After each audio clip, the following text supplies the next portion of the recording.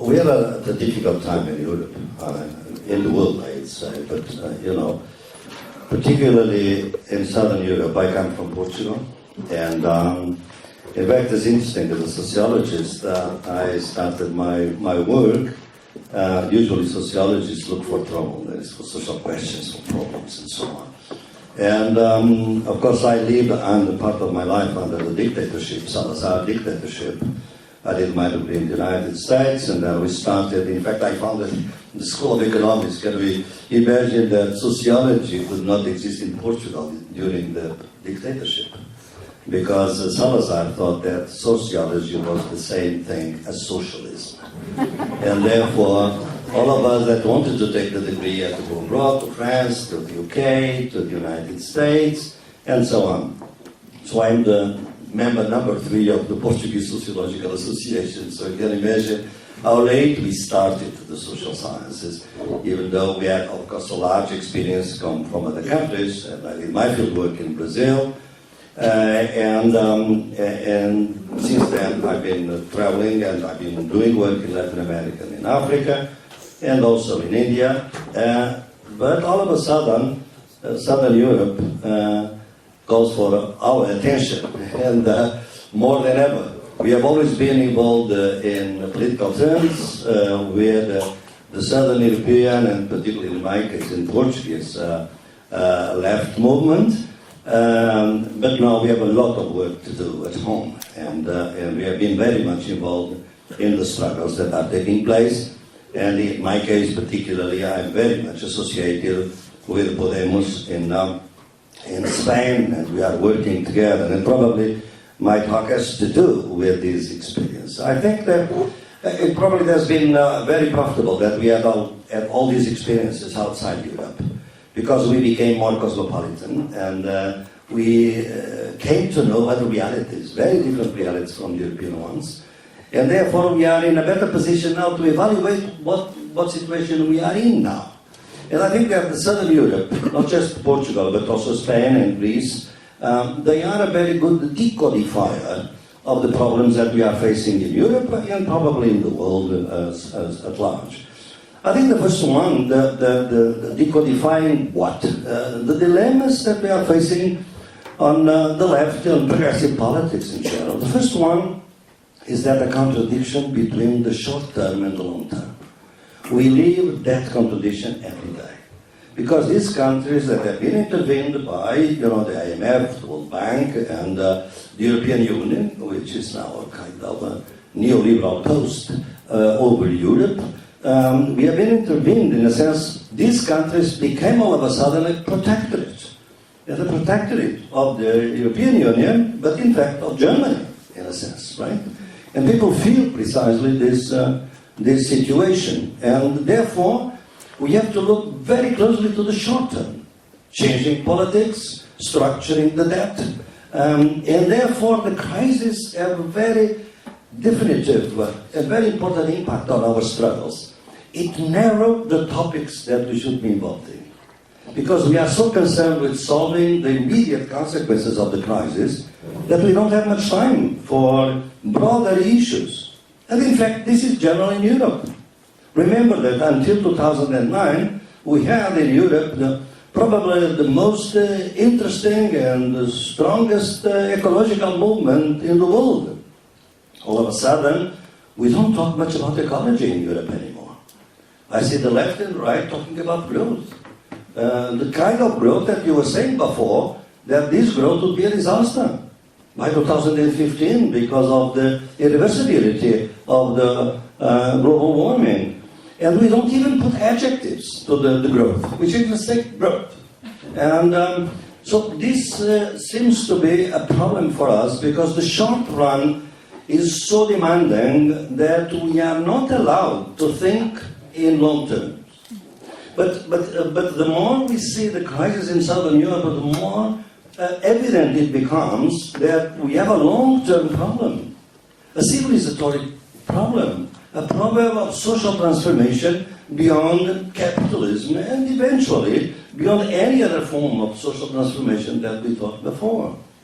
So in a sense, we live these dilemmas at this point, in which becomes very difficult for us to organize even political life on the left. For instance, this is not just in Southern Europe, but in Southern Europe is particularly strong, this feeling that it is as difficult to imagine the end of capitalism as it is difficult to imagine that we'll have no end ever. They should say, we don't see the end of capitalism. Probably before we saw it, we don't see it anymore. But it's as difficult as to imagine, as a sociologist or any political activist, that socialism will have no end, because anything in history has a beginning and an end. So capitalism will have an end. Can we see it? Moreover, we are in a situation in which, in order to think about the long term, we have to be both post-capitalist and post-socialist, without ever having been socialists. And we saw this morning, even our debate is that. We have to go beyond this. So we can see that the type of questions that we have at this time are new, and we need more political imagination to confront them. And I think that this political imagination is not is a very scarce resource in the European left, and that's why I think that it is important for us to learn from other experiences in other continents, and see that after all, we are seeing in Southern Europe some of the perversities of this model. The first one is that, after all, we have been in a European Union that supposedly would go in a direction of gradual convergence. The idea is that the different countries are converged in political, economic, social terms. We are precisely on the opposite. We are at the moment in which there is a dynamics of divergence. So this is perverse. The European Union was created for one thing, is producing a different thing. Secondly, the European Union was created to bring all this European community as a kind of a community of citizens that would feel equal in Europe. All of a sudden, the crisis comes, and the very old and long-standing colonial prejudices of Northern Europe against Southern Europe emerge immediately. Can you imagine that in the 17th century, the missionaries that would come from the North Seas, from the Baltic Seas, from Germany, but the missionaries that would visit the monasteries in Portugal or in Spain, they would say about the Portuguese and the Spanish what the Portuguese and the Spanish were saying about indigenous people in Latin America or in Africa. They were lazy, they were lascivious, they were not very hygienic. Everything that it was said about the savages was said about Southern Europe at that time. And sometimes I think when I look at Der Spiegel, another, I'm not talking about the conservatives, I'm talking about more progressive. In Germany, I saw all kinds of colonial prejudices that exist between the North and the South of Europe. It's not just a class issue, it's not a capitalist issue, it's also an internal colonialist issue. The Irish people know that very well, because they were the first modern colony, of course. But we were not. We were centers of empire, the Portuguese and the Spaniards. So it is really interesting to see this diversity. The second perversity is that Southern Europe is helping us to probably to show something that is quite novel. Is that underdevelopment is not a starting point, it's a point of arrival. All our theories of development is that you go from underdeveloped to development. So the original state is underdevelopment. We know the traps of that word and we know how it was created. Could not have been created by a sociologist from Bangladesh or from Ghana, because only 6 countries were developed at the time when the concept was developed. The rest of the countries were in the wrong side of history. But it was developed and it became very, very conventional. But all of a sudden, we come to see that Portugal and Greece and Spain are in a process of underdevelopment. From development to underdevelopment. If you look at the pensions, the welfare state, health, education, you see the erosion going on. So you can see also these, that's why I think they are good decodifiers, because we think in the linear time conception of time that we have, that things are irreversible, and they are not. So they are in fact reversible. And that's why this puts a task for all the people on the left, in fact, for all the Democrats. So the situation, this is the second part of my talk, is that it allows us to see that since the fall of the Berlin Wall, in fact, there is no development idea. Development is an inertial. What is there is growth, economic growth and nothing else. That's why all the adjectives that we have added to the concept of development have not worked. Sustainable development, human development, integral development, democratic development, you name it. But all of them are based on infinite growth. And therefore it's impossible to work an alternative on that basis. So I think that we have to understand that these concepts now, as they become inertial, what we see is that there was a conjuncture in Europe after the Second World War in which, in fact, capitalism, afraid of the other system on the other side of the wall, allowed for certain regulations. Can we imagine that in Sweden, the highest incomes could be taxed as much as 90% or 85% tax? It's not possible anymore. They are paying much less, and in Southern Europe, always very little. We have regressive, not progressive, taxations. Therefore, at that time, there was a moment in which democracy could coexist in a sense with capitalism. That was a very short moment, because capitalism is really intrinsically anti-democratic. And now what we see is that democracy is being hollowed out. I start from the idea that we live in societies that are political democratic but socially fascistic. More and more people are depending on philanthropy, on the hands out from people that are wealthier and so on the streets and so on. And the left has not understood this. We are in a situation that is almost pre-fascistic.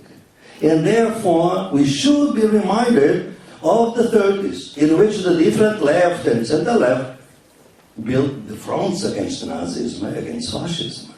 But we still go on discussing our differences in such drastic forms of polarization that the right goes on eating up our fill, dividing us, and therefore continue taking over the hollowing out of democracy.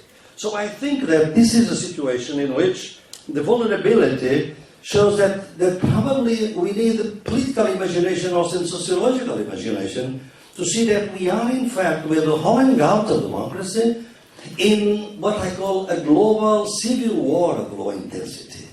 People is not being killed on the streets of Baghdad or Damascus, is being killed in the third and fifth floor of the apartments, elderly people with no elevator that die and they stay there, sometimes dead for time. The emergency rooms of the hospitals are becoming cemeteries in Southern Europe because the health system is being eroded. So it's an economy that kills. Well, Pope Francis mentioned that, but I'm not Catholic, but I have nothing against this word, so that's very much the case. So we see this death economics growing among us. And we still think that are the others. But one day, as Brecht said, one day it will be at our home. And I think that the left should really wake up for this situation in which we are now. So, under these conditions, it is very important that we take a look about the experiences in the world. Because the world, particularly in the first decade of the millennium, in some countries, and I would say in Latin America, there were some very interesting innovations that took place. Many of you may know that I've been, in the World Social Forum, very active from the very beginning, founding many of the issues in 2001, and I've been, present at all World Social Forums up until now, and in 2 weeks' time we'll be in Tunis. Of course, there is a crisis in the World Social Forum, I'm not going into that, but it shows that the World Social Forum was not the only thing that was happening in that continent. There were other progressive governments that were coming into power, very much, many of them on the basis of huge popular movements, be they in Brazil, be they in Venezuela, be they in Venezuela, not so much, but in Ecuador, in Bolivia, and so on, and even Argentina. So, and there was very interesting innovations that were created at that level, and we paid a lot of attention to these innovations, and I think that the reason why I think that we have to learn from the South is that the anti-imperial South, because of course there is a South that is very much like the North. I mean, the elites in the North, in the South, are very much alike the elites in the North. I mean, the elites today that in Brazil are trying to bring down President Dilma 1 month after being inaugurated, calling for impeachment on March 15, that they are doing. Well, these people, of course, they are not part of the South in the anti-imperial notion, conception of the South, as I bring it here. So there are, of course, many, and there have been many innovations on the South that I think we should pay attention to. And I divide them very briefly using Gramsci's concept, the distinction between the war of position and the war of movement. As you know, it's an old distinction, but sometimes all distinctions are very good. The war of position is a strategy that calls for the struggle for hegemony in the civil society. And you have to change the hegemony, the way people think, the way people organize, and the way they look at the future society. And the war of movement is, of course, the war to take over the state. And Gramsci, in fact, said that the Western societies were societies for the war of position, and the Eastern societies, Russia was his case, were the societies for war of movement. Well, I think that we are at a stage in which we need both. And in a sense, the war of position may be enlightened. That is to say, the struggle for hegemony may be enlightened by the situations that we have found in the South, in the global South, in these experiences I mentioned to you. Let's see some of them. The first one is the idea that in many of these societies, and I'm going to distinguish between struggles, between practices and institutions.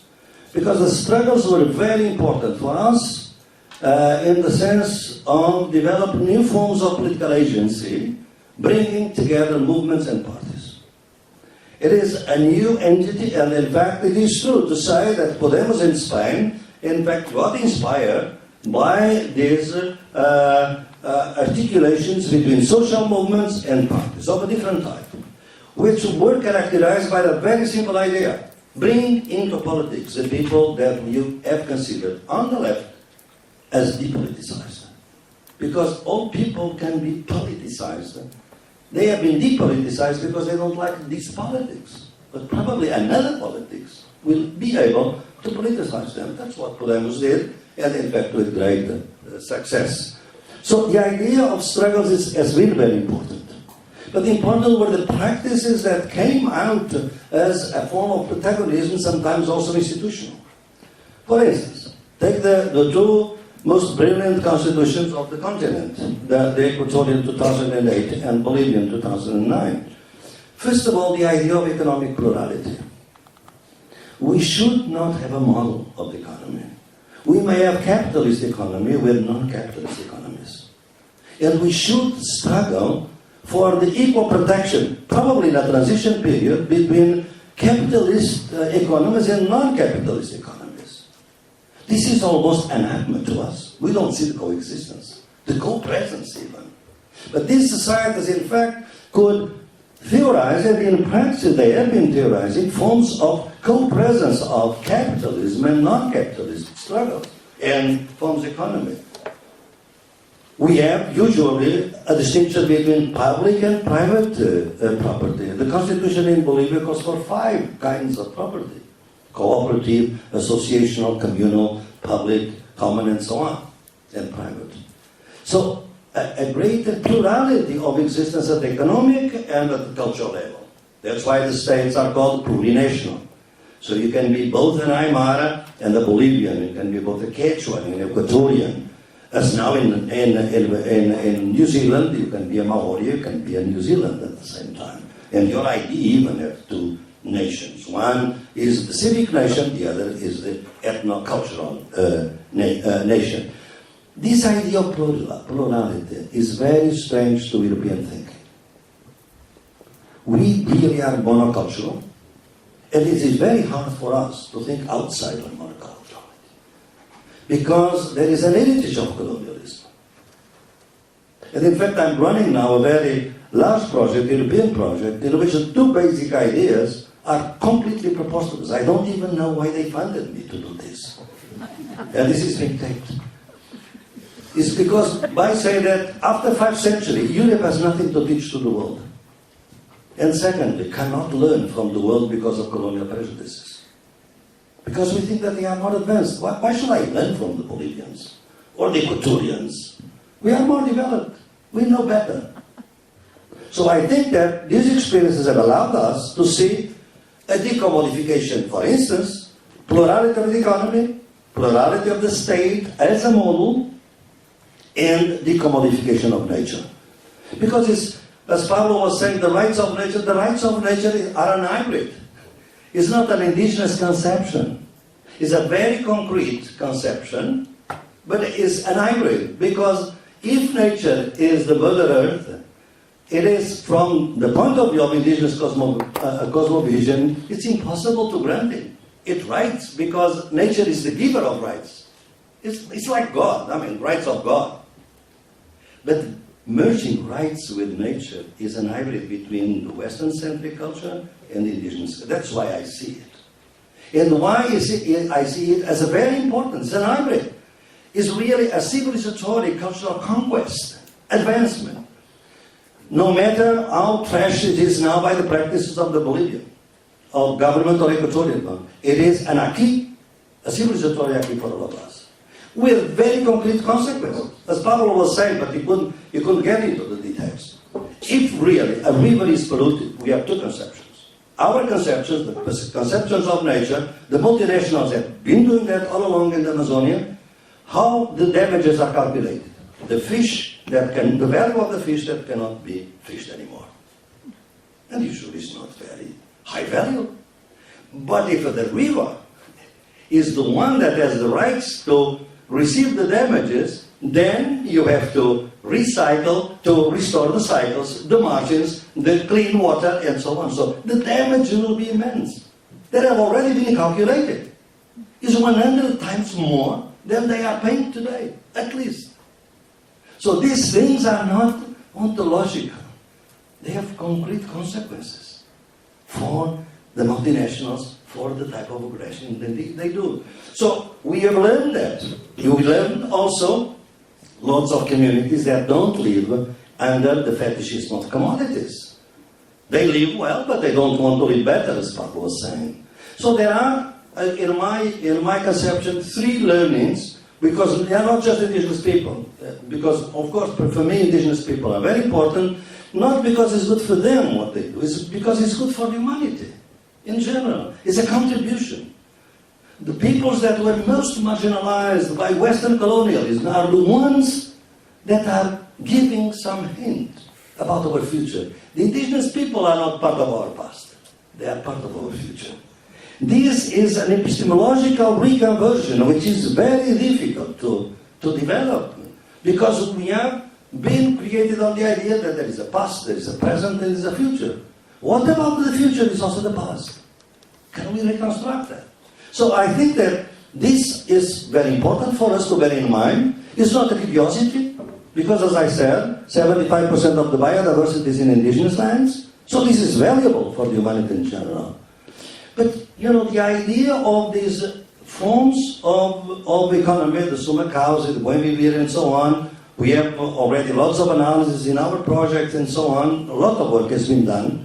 I'm not going into that, because there are the others that may be made invisible, and they are not indigenous. If you go to Africa, if you go to India, if you go to other regions in Latin America and in the world, we see lots of non-capitalist economies flourishing. Peasant economies. The economy of care done by women, basically, based on reciprocity. The cooperatives. The women that, for instance, run all the commerce between South Africa and Mozambique. They are not feminists in our sense. They control really goods in the political economy. It's not a question of culture, it's a question of political economy. The problem is that because of the Western-centric conceptions of the state, we don't value this. I mean, we should value. I'm not saying that they are the solution. They should be protected in the name of plurality of economic activities and constructions in our transition period. I'm not saying that we are going to forbid capitalist economy all of a sudden. We need a transition, it will take a long time. But we have to value more and more, and to protect equally. And the Constitution says that. They should be equally protected. The Commons, for instance, as Paulo was saying, what is the reality? Is that they are deconstitutionalizing the Constitution. That is to say, governments are destroying the constitutions that they themselves promulgated. And this tells us something. The state. If you don't change, I'm sure if I can say, go along with Pablo smashing the state. But refounding the state is the most daring, demanding reform for the left. I'm not saying that I think that we cannot go without the state, because I don't in any case be in agreement with neoliberals. We know, and Richard was absolutely right this morning, the state is being stronger and stronger within it's changing, of course, the regulation. There is no deregulation, there is re-regulation in favor of capital. We know that. And it's more costly. The health system in Portugal now is more expensive than before, when it was public. For sure. I told him I'm going to send him my data. It's absolutely sure what they are doing. And what we can see is that whenever we try these energies from the social movements, all of a sudden they become the state. And the state is a colonial root that is very hard to transcend. Even if you have a Secretary of State on decolonization, as Bolivia or as Ecuador.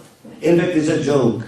In fact, it's not being done. So I think that if you look at that, you can see that there are alternative ways, that they are not residues of the past. They are beacons of the future, probably. And the reason why they are beacons of the future is the new alliances that are possible. That's why I'm very much in favor of new alliances and political imagination. Past April, I presided over the ethical tribunal in Ecuador, in Quito, on the Atsuni. I don't know if you are familiar with that.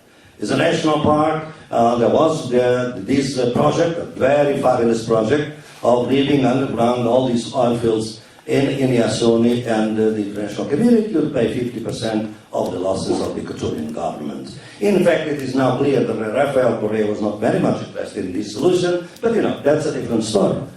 What we did in April was to convene this tribunal in which hundreds of young people, ecologists from Quito and from other countries, were joining the indigenous people. They have never been in Amazonia. They don't know what Pachamama is. They don't care. They are very urbanites. They go to the night and drink and the break dance and of course graffiti, and they do all the public culture, hip hop and so on.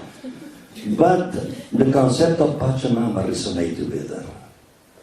That is to say, in fact, there is an alliance here, a possibility of an alliance between the youth conception of nature and the indigenous conception of nature. Probably if you go deeper in the analysis, you will find some conflicts there. But the fact is that the alliance was there. So I think that this new alliance is what is, for me, I'm a tragic optimist, that is to say, I want to see a way out, because any activist has to see some way out. The difficulties are of course all there, and we should know. But the reason why I see that we see beacons of the future, they are piecemeal. It's not revolution. They are probably revolutionary reforms, but they are not revolution. Is that more and more, if you go around the world, and here in Europe, you'll see what I've been calling the liberated zones of capitalism. More and more people, young people, they live in communes. They try, for instance, in many countries, they even have possibilities of growing their own vegetables. They build their own communities, they build their own local currencies. You say, well, this is nothing. This is at least a prefigurative idea of the future, in a sense, or one possible future, because there is no future. There's only present.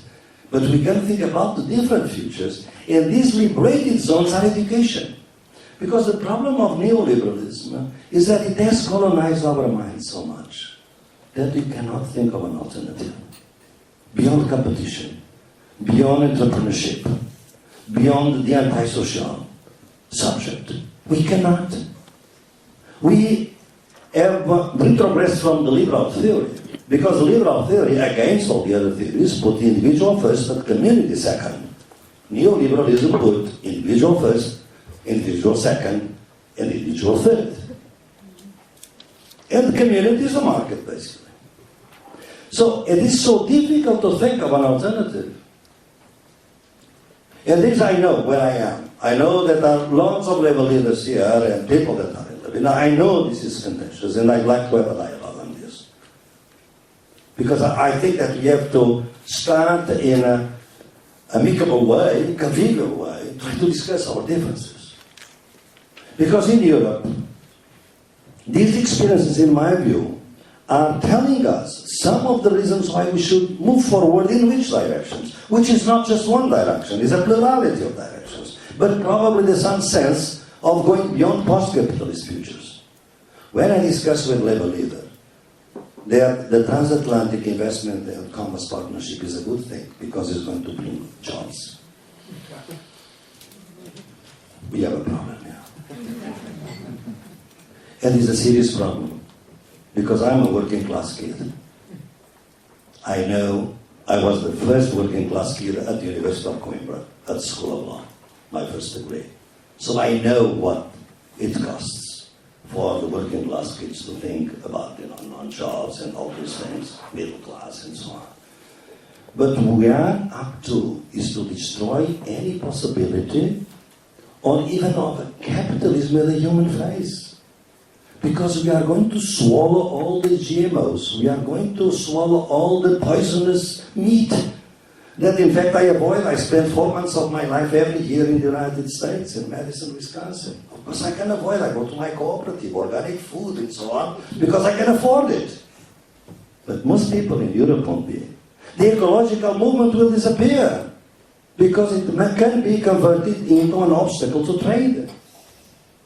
If we boycott certain products. So, can we be against our workers because they want jobs, because there is unemployment? I mean, it's 29% in Spain, 14% in Portugal. I don't know the figures now in Greece, but it's all very high. And for the youth, it's even higher. That's why Pablo was so right when he said we need jobs, but what kinds of jobs? Let's start a transformation. And this is a difficult thing for the left and for any progressive politics. Because we cannot afford to think about the long term. Because neoliberalism wants a permanent crisis. In a permanent crisis, you don't look or think beyond your eyes. That's what they want. They want us to be zombies of, markets, supermarkets, and so on, shopping centers, zombies.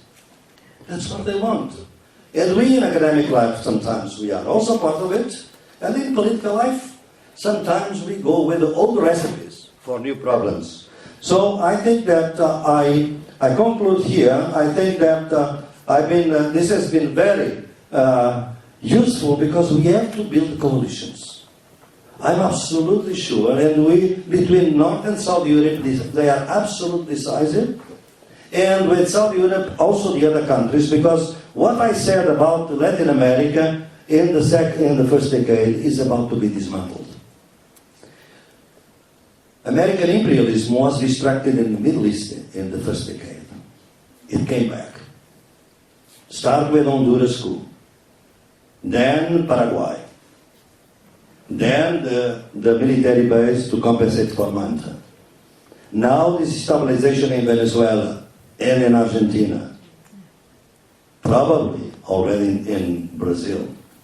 They hate these leaders, all these possibilities of social redistribution. They didn't change the model of development, but they did something that is anathema both there and here. Social redistribution, social solidarity. And for that, they have to be destroyed. And therefore, I think they need again our solidarity, but now on an equal basis. We have learned from them. We have to help them as they should be helping us, and we could help each other in a more cosmopolitan way, which I call subaltern cosmopolitanism, which is the alternative to the imperial cosmopolitanism of the multinational corporations. Thank you.